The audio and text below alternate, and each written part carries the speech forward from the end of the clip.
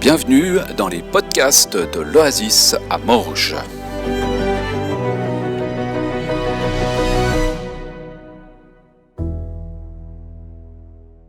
Bonjour, bienvenue dans cette capsule du dimanche 13 février 2022. Pour faire suite et pour continuer concrètement dans notre perspective pour cette nouvelle année, dans cette communauté de l'Oasis, avec ces quelques éléments comme « À Dieu seul la gloire » que vous retrouvez sur notre petit tableau ici à côté, comme « Rayonner et déborder » comme on en a parlé la semaine passée, comme nous aimer les uns les autres et puis aimer tout le monde autour de nous comme on l'a aussi vu un petit peu la semaine passée. Et pour aller un peu dans cette direction, de manière très incarnée, de manière très concrète, je vous invite à entendre ce passage que Paul a écrit aux Corinthiens dans la deuxième lettre aux Corinthiens au chapitre 3 que nous allons lire ensemble. Je vous lis dans la version Nouvelle Français Courant. Cherchons-nous encore, c'est Paul qui parle, cherchons-nous encore à nous recommander nous-mêmes, ou bien aurions-nous besoin, comme certains, de vous présenter des lettres de recommandation ou de vous en demander ? C'est vous-même qui êtes notre lettre, écrite dans nos cœurs et que tout le monde peut connaître et lire. Oui, il est clair que vous êtes une lettre écrite par le Christ et transmise par nous. Elle est écrite non pas avec de l'encre, mais avec l'Esprit de Dieu vivant. Elle est gravée non pas sur une tablette de pierre, mais dans des cœurs humains.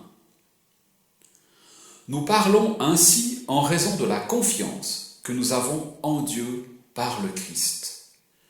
Nous ne saurions prétendre accomplir une telle tâche grâce à notre capacité personnelle. Ce que nous sommes capables de faire vient de Dieu. C'est lui qui nous a rendus capables de nous mettre au service d'une alliance nouvelle qui dépend non d'un texte écrit, mais de l'Esprit. Car ce qui est écrit mène à la mort, mais le souffle de l'Esprit mène à la vie. Le texte écrit a été gravé, lettre par lettre, sur des tablettes de pierre, et la gloire de Dieu a resplendi à ce moment-là. Le visage de Moïse brillait d'un tel éclat que les Israélites ne pouvaient pas fixer le regard sur lui. Et pourtant, cet éclat était passager. Or, si le texte écrit qui a pour résultat de mener à la mort est apparu avec une telle gloire, combien plus glorieuse doit être l'œuvre de l'Esprit ?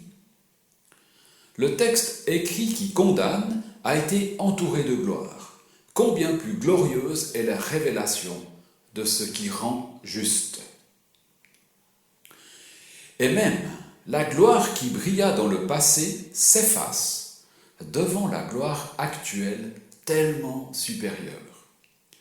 En effet, si ce qui était passager a été glorieux, combien plus ce qui demeure est glorieux. C'est parce que nous avons une telle espérance que nous faisons preuve d'une grande franchise. Nous ne faisons pas comme Moïse qui se couvrait le visage d'un voile pour empêcher les Israélites de fixer leur attention sur la disparition de l'éclat passager. Mais ils ont refusé de comprendre.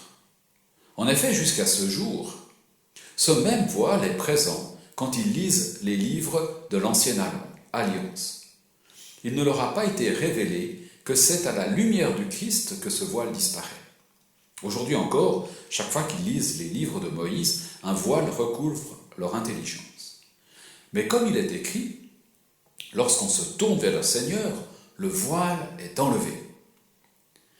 Or, le Seigneur, ici, c'est l'Esprit. Et là où est l'Esprit du Seigneur est présent la liberté. Nous tous, le visage dévoilé, nous contemplons en Christ, comme dans un miroir, la gloire du Seigneur. Ainsi, nous sommes transformés pour être semblables au Seigneur. Et nous passons d'une gloire à une gloire plus grande encore. Voilà en effet ce que réalise le Seigneur, qui est l'Esprit. Alors, évidemment, ce texte est très riche, et j'aimerais juste en souligner quelques éléments qui viennent comme nous aider à cheminer dans le parcours de rendre gloire à Dieu, de nous aimer les uns les autres, de rayonner, de resplendir, de déborder autour de nous de l'amour de Christ. Le premier élément, c'est celui qui nous dit « Vous êtes une lettre écrite par le Christ ». Et c'est juste magnifique, voyez. Nous sommes, vous êtes, tu es une lettre écrite par le Christ. Une lettre ni écrite sur du papier ou sur un site internet ou sur Insta ou TikTok ou Face ou je ne sais pas quoi d'autre, ni non plus avec un stylo, un crayon ou même une plume Mont-Blanc ou encore avec une bombe de peinture sur le mur d'une gare. Bien mieux que cela, vous êtes une lettre, tu es une lettre, je suis une lettre que Christ a écrit dans notre cœur. D'ailleurs, Paul fait tout un parallèle entre la loi, la lettre en fait, qui n'est pas une très bonne nouvelle finalement, car la loi révèle tout ce qui nous sépare de Dieu, tout ce qui nous coupe de la relation avec lui. Ici, il est question de l'Esprit Saint qui écrit une lettre d'amour de Dieu dans nos cœurs. Une lettre d'amour rendue vivante par l'Esprit de Dieu lui-même. Une lettre qui habite dans mon cœur, dans ton cœur. Une lettre qui procure la vie. Une lettre qui transmet la vie, la liberté que Dieu t'offre, nous offre. Il est dit dans ce passage que là où est l'Esprit, là est la liberté. En contemplant le Christ, nous sommes transformés. Et contempler Christ, c'est contempler la gloire de Dieu. Et dans cette année, nous voulons que tout ce que nous faisons soit pour la gloire de Dieu. Donc, contempler Christ, c'est contempler la gloire de Dieu. Et donc, contempler Christ lui-même.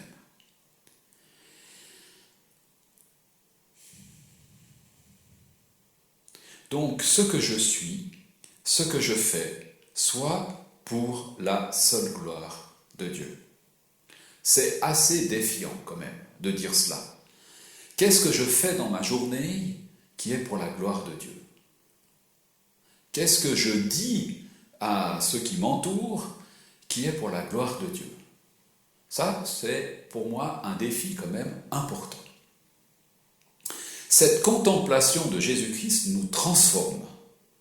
Regarder Christ va nous transformer pour être toujours plus semblable à lui.